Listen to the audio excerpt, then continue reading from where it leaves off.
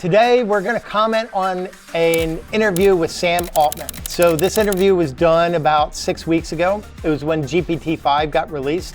So we're going to go through this interview. We're going to take some key points and see all the claims that Sam has made and talk about them and see how he's doing. Welcome to Inventing Fire with AI. We're not just discussing AI, we're making it work for you. I'm Richard Crane, and in every episode, we'll explore real-world AI that saves time, boosts productivity, and fuels innovation. Are you ready to ignite your future? Let's start the fire. Okay, we're trying to get to the next part where like any amount of change. Sam talks about like, things okay, with kids today. A kid born today will never be smarter than AI.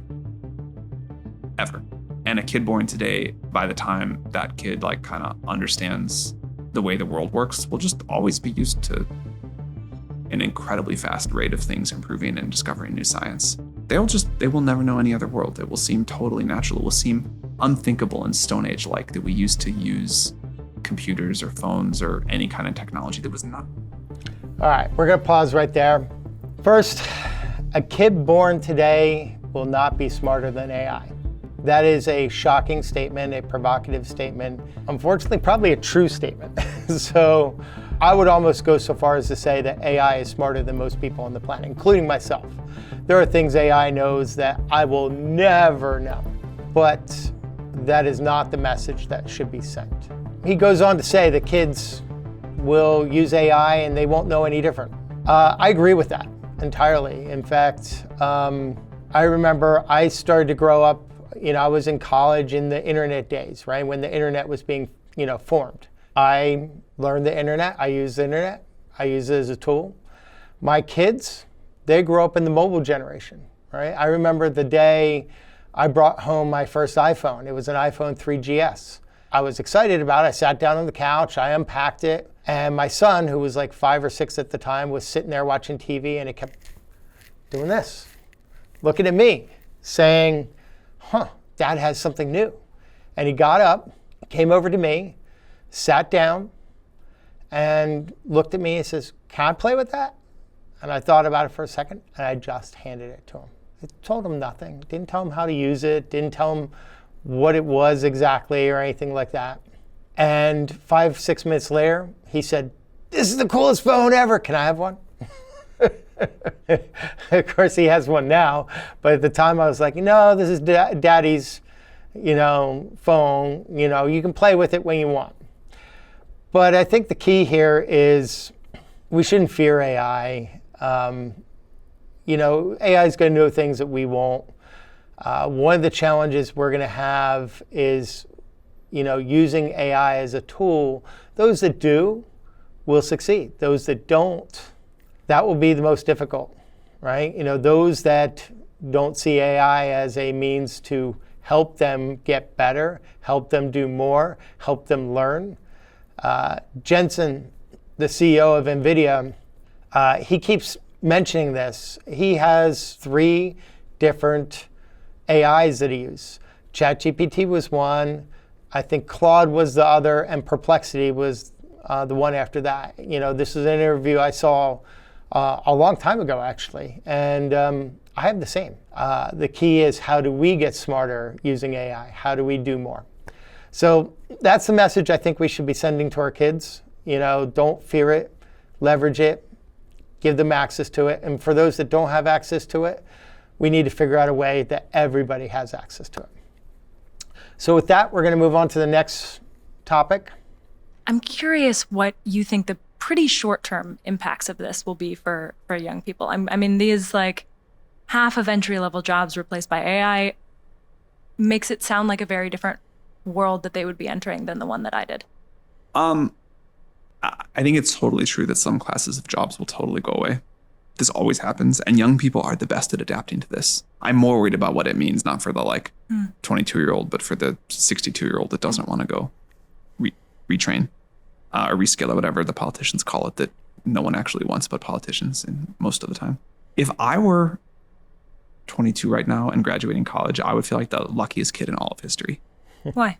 Because there's never been a more amazing time to go create something totally new, to go invent something, to start a company, whatever it is. Okay, let's talk about some of the things that they just mentioned. I do agree with him that there will be some job displacement.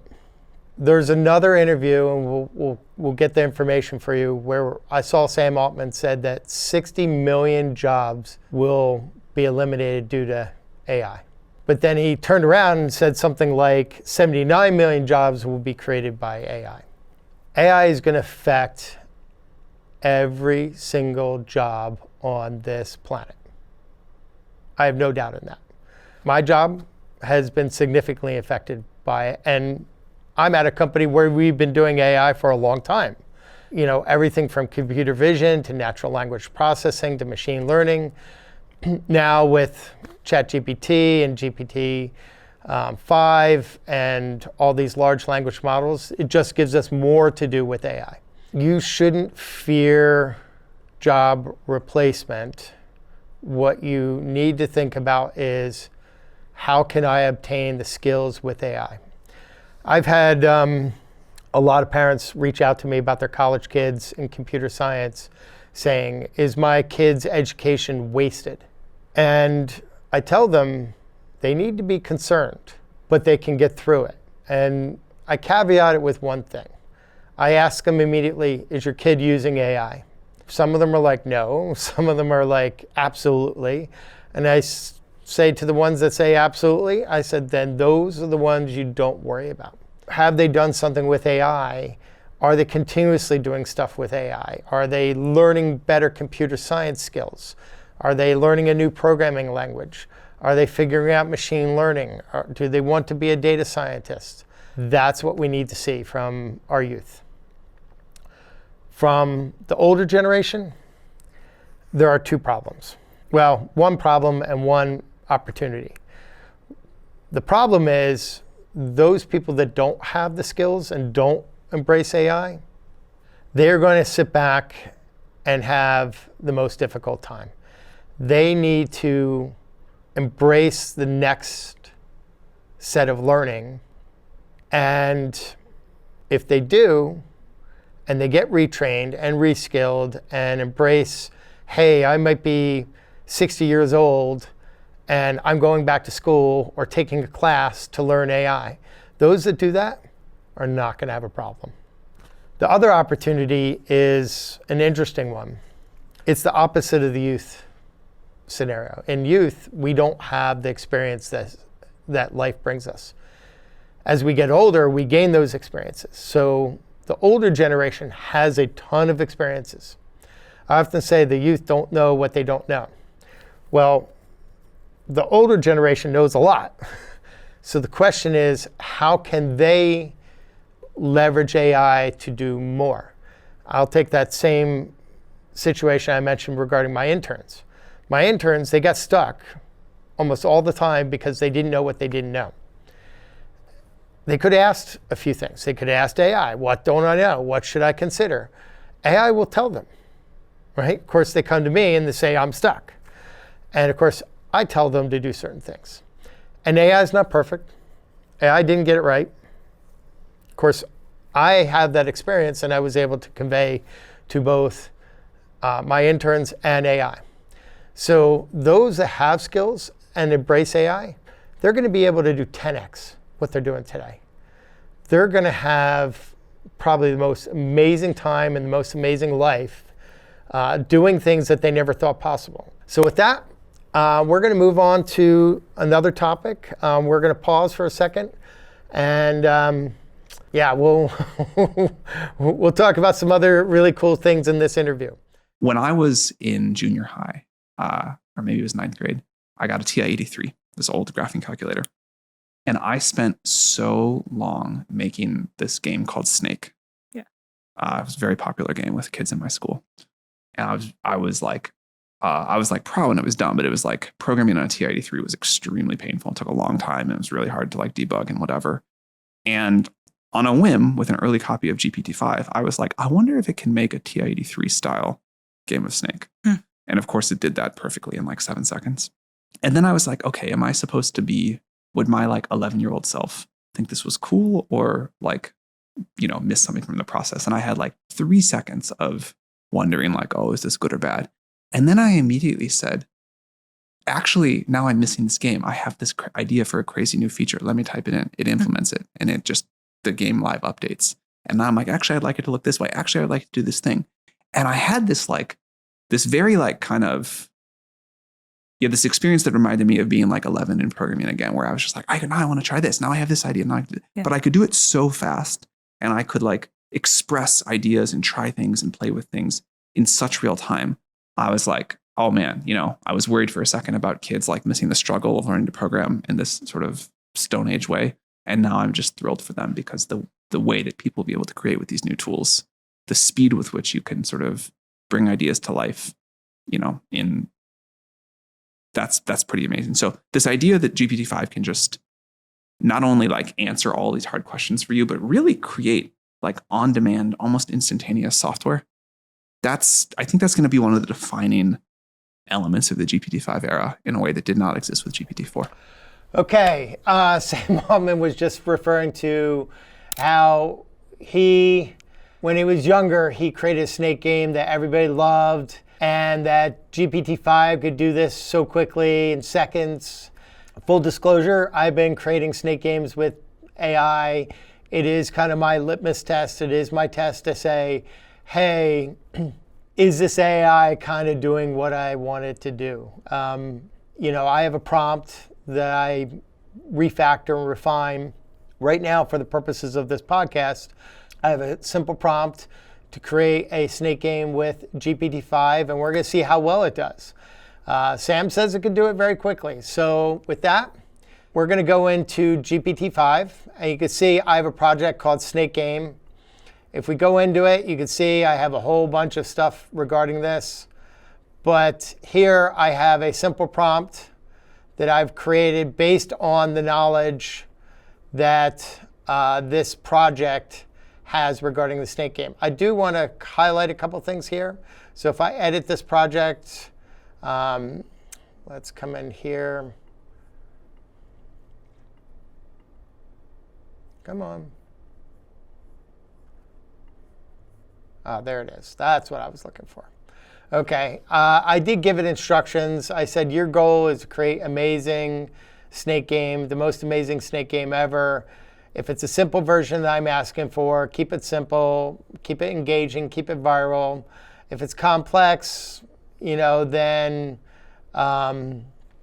focus on arcade, futuristic versions, things like that. So, I give it a little bit more instructions. This is actually the light version. I actually have a more complex version of this for instructions, but it's basically to keep it on kind of a focused path.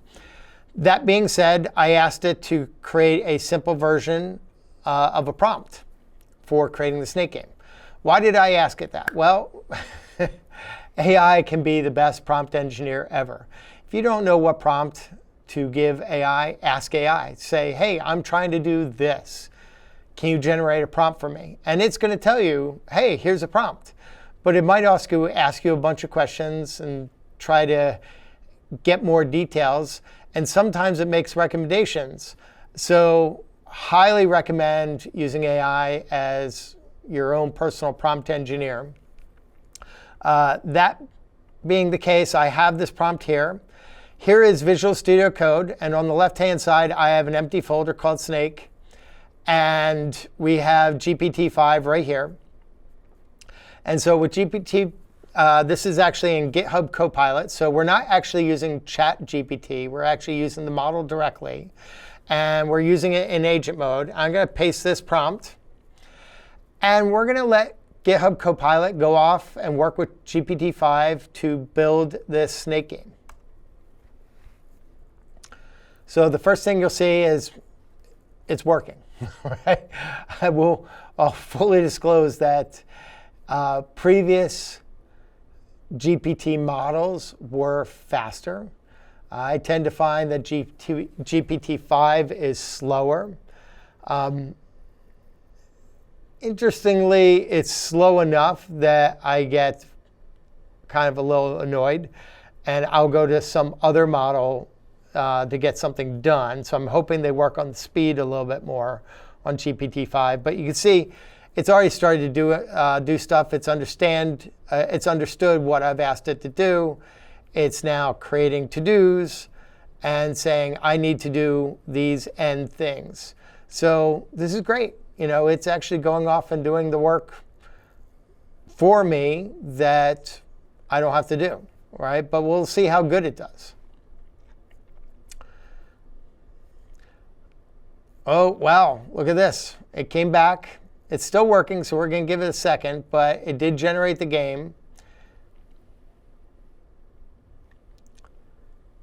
We'll see what it's actually doing right now. To deliver the requested game, I'll add a new HTML5. Okay, so it's already done this task.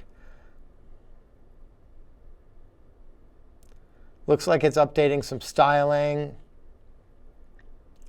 It's on task 2 of 8.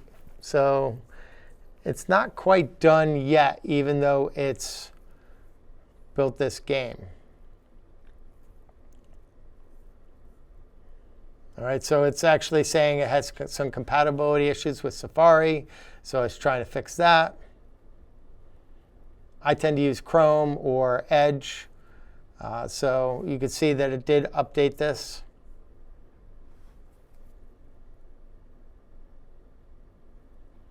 It's now making sure that the game is responsive. That's actually one of the things I told it in the instructions for the project was I want responsive design. By the way, I didn't care which framework it used, whether it was React or TypeScript, but I did kind of tell it I wanted a single file. So it's not using any of that. It's just using straight up HTML and JavaScript. All right, so we're going to keep this file. It got done. Now we can right-click on it and open in default browser. All right, pretty cool. All right.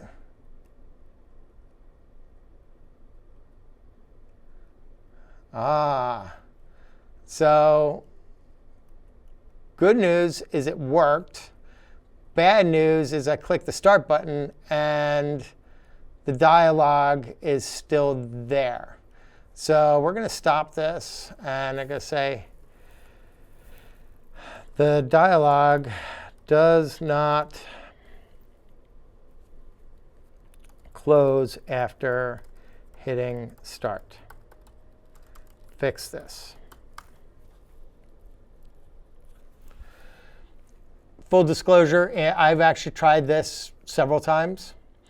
And this is not the first time that I've had something like this happen.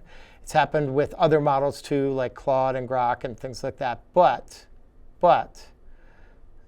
I have been able to successfully get this to work in one prompt. Okay, so this time around, as we're recording, we're getting a bug. But this is where iterative prompting, iterative development comes into play. All right, so it said, to ensure that the start dialog properly hides when starting the game, I'll add some CSS. All right, we're going to do this one more time and see if it fixed it. All right, look at that. It fixed it.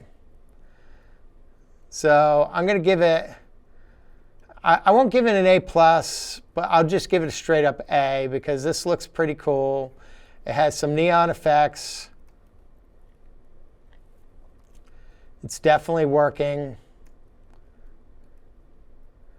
We had to prompt it to fix a bug, but if this was 6 months ago, I can actually tell you the number of prompts I would have to do to fix it to make a working game were probably 20 times this easily.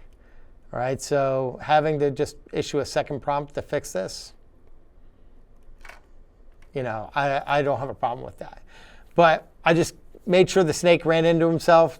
That way we end the game. But that was pretty simple. I look forward to working with it a little bit more. I know others are having some challenges with GPT-5, mostly on they say it's not as personable, right? So it's an AI, right? I don't treat it like a person, but it is doing what I asked it to do, which is great. So on the compute side, yeah, this is like the biggest infrastructure project certainly that I've ever seen. Possibly it will become I think it will, maybe already is the biggest and most expensive one in human history. But the whole supply chain, from making the chips and the memory and the networking gear, racking them up in servers, doing, a giant construction project to build like a mega data center, putting finding a way to get the energy, which is often a limiting factor piece of this, and all the other components together. This is hugely complex and expensive, and we're still doing this in like a sort of bespoke one-off way, although it's getting better. Like eventually we will just design a whole kind of like mega factory that takes, spiritually, it will be melting sand on one end and putting out fully built AI compute on the other. But we're a long way to go from that. And okay, it's let's talk about these mega data centers. First, we need to talk about the Stargate project. This is a project where they are building these massive data centers to house AI compute, GPUs. Down in Texas, they have a big one, and it's supposed to be completed next year. It is the most massive infrastructure project as far as data centers go, period. It is at an enormous scale. It's requiring hardware to be delivered, right, from companies like NVIDIA. It's requiring manufacturing to double, triple, quadruple its output to the point where, they're just spitting out GPUs. It is a limiting factor. But assuming they can do that, the other aspect of this is building these data centers. I have a lot of friends that work in the construction and energy space. So things like plumbing, electrical, hydro. They are all seeing massive opportunities with these projects. These projects are very big. They have a lot of vendors on these projects, a lot of people backing them. Companies like OpenAI, Microsoft, are investing in these data centers. There are other companies like CoreWeave that are helping bring these data centers to life. And then there is a ton of contractors out there. I was talking to one contractor just 2 weeks ago who has a ton of electricians down in Texas. He said, my entire team is down there. He goes, I need more people. And he said he's hired subcontractors and he can't get enough people. He said, everybody's working on these things. It does bring up a couple interesting scenarios. First, there are a lot of secondary businesses tangentially linked to the wave of AI. So if you're an electrician or a plumber and you're at one of these big construction firms and you can invest in them, by all means do so, because they're going to have so much work from now until sometime way in the future. Sam talks about these mega data factories and how in the future that you put sand on one end and it spits out silicon on the other. We are far away from that, so far away. Now, will it accelerate? Will it get faster? Yes, but I don't know. I don't even want to beg to guess how far out that is, but I don't think it's in the next decade where we could easily spit these things out, right? Right now, Sam had mentioned these are very bespoke, and that's true, right? They're building these things. Everybody's jumped into the game. NVIDIA is building their own data centers. Oracle is building their own data centers. Oracle, I'm former Microsoft. I've worked with Oracle many times. I don't hear their name often except in these large enterprises where Oracle database, of course they have other products and things like that. But they've jumped full into this infrastructure and they are reaping the benefits of this. So good for them, happy for them. They are doing a great job. But this is one of these scenarios where these are complex projects and things like that. Let's talk about energy for 2 seconds, because you build these things, they need to be powered up. And I think the telling sign for some of these things is the investment that the major players are putting into energy, not just compute, but the energy needed to power that compute. Microsoft is now part of the World Nuclear, I think it's the World Nuclear Association. They are investing in various types of energy. Companies are locating these data centers near waterfalls. Some of these data centers are being built underwater.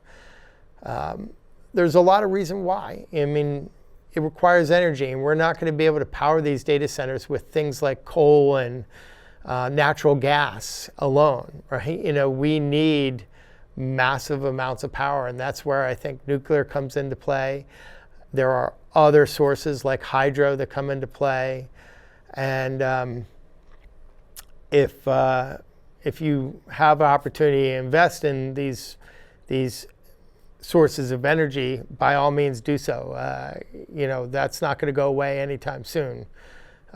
You're going to be able to take advantage of that, and in 5-10 years, you'll see more investment. Sam had said, hey, we released GPT-5 and we're already not able to serve the demand. That's true. And the only way they're going to be able to do that is to build more of these data centers. So there's a massive demand on everything that is needed to support these things. Time will tell. So, okay, we're going to move on to the next topic and go from there. I would say most people will agree that that happens at some point over the next 2 years, but the definition of significant matters a lot. And so some people's significant might happen, in early 25. Some people might, maybe not until late 2026. Sorry, early 2026, maybe some people not until late 2027. But I would bet that by late 27, most people agree that there has been an AI-driven significant new discovery. And the thing that I think is missing is just the kind of cognitive power of these models. A framework that one of the researchers said to me that I really liked is, a year ago, we could do well on like a basic high school math competition, problems that might take a professional mathematician seconds to a few minutes. We very recently got an IMO Gold medal. That is a crazy, difficult, Could you explain what that means for people? That's kind of like the hardest competition math test. This is something that the very, very top slice of the world, many, many professional mathematicians wouldn't solve a single problem. And we scored at the top level. Now, there are some humans that got an even higher score in the gold medal range, but we this is a crazy accomplishment. And each of these problems, it's like 6 problems over 9 hours. So 1.5 hours per problem for a great mathematician. So we've gone from a few seconds to a few minutes to 1.5 hours. Maybe to prove a significant new mathematical theorem is like 1,000 hours of work for a top person in the world. So we've got to go from, another significant gain. But if you look at our trajectory, you can say okay, we're getting to that. We have a path to get to that time horizon. We just need to keep scaling the models. Okay. Let's talk about the scientific discovery aspect of things. And Sam is mentioning, when does AI start to discover stuff on its own, right? Independent of us. We are already seeing scientific discovery, new drugs, potential drugs for curing disease and for various types of treatments. We are seeing mathematics improve. Google put out this matrix multiplication improvement. I think it was like 10% improvement, but when you're talking about matrix multiplication, which is one of the backbones of AI, a 10% improvement is extreme, significant. right? So we're seeing innovation happening with AI now, but that's AI assisting us. We will start to see AI improve on its own. Now, Sam is starting to say that in 2027, we should start to see some of that type of innovation where AI can actually do some type of improvement on its own without us assisting it. Then we might to see some real significant advances. And when I say real significant advances, we've already seen real significant advances. There's no doubt. But on a scale that only time will tell. If this all goes the way you hope, who still gets hurt in the meantime? I don't really know what this is going to feel like to live through. I think we're in uncharted waters here. I do believe in like human adaptability and sort of infinite creativity and desire for stuff. And I think we always do figure out new things to do. But the transition period, if this happens as fast as it might, and I don't think it will happen as fast as like some of my colleagues say the technology will, but society has like a lot of inertia. Mm-hmm. People adapt their way of living surprisingly slowly. There are classes of jobs that are going to totally go away. And there will be many classes of jobs that change significantly. And there'll be the new things in the same way that your job didn't exist some time ago, neither did mine.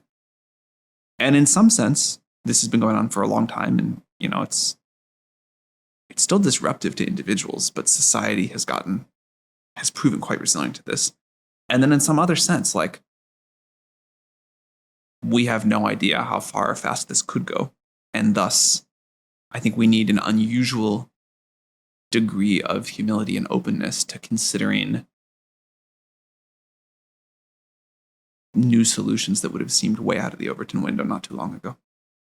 I'd like to talk about what some of those could be, because I'm not a historian by any means, but the first industrial revolution, my understanding is, led to a lot of public health implementations because public health got so bad, led to modern sanitation because public health got so bad. The second industrial revolution led to workforce protections because labor conditions got so bad.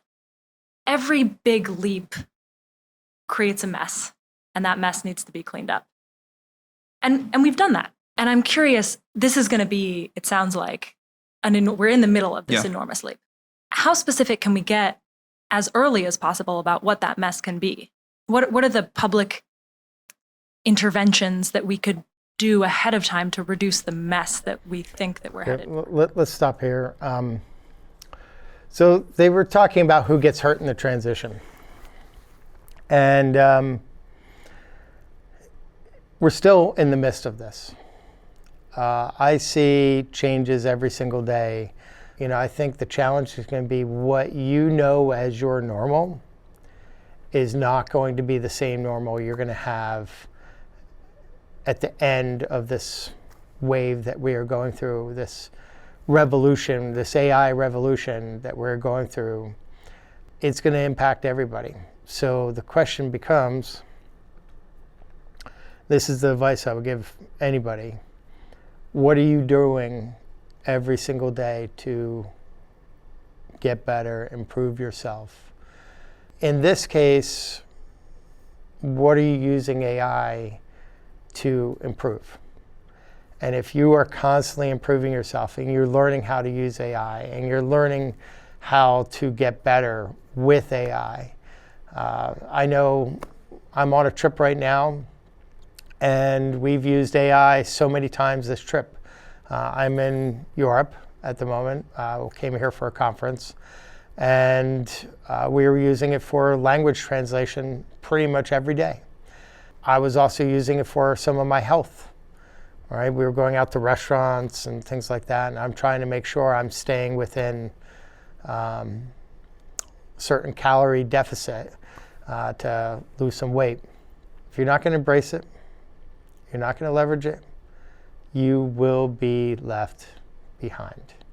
It has nothing to do with somebody taking your job or AI replacing you. It has to do with you and whether or not you feel the need and empowered to leverage it to improve yourself.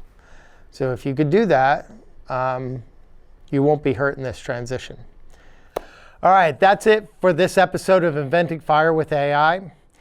We dug into Sam Altman's biggest claims, everything from kids never being smarter than AI to jobs getting disrupted and AI driving future scientific discoveries.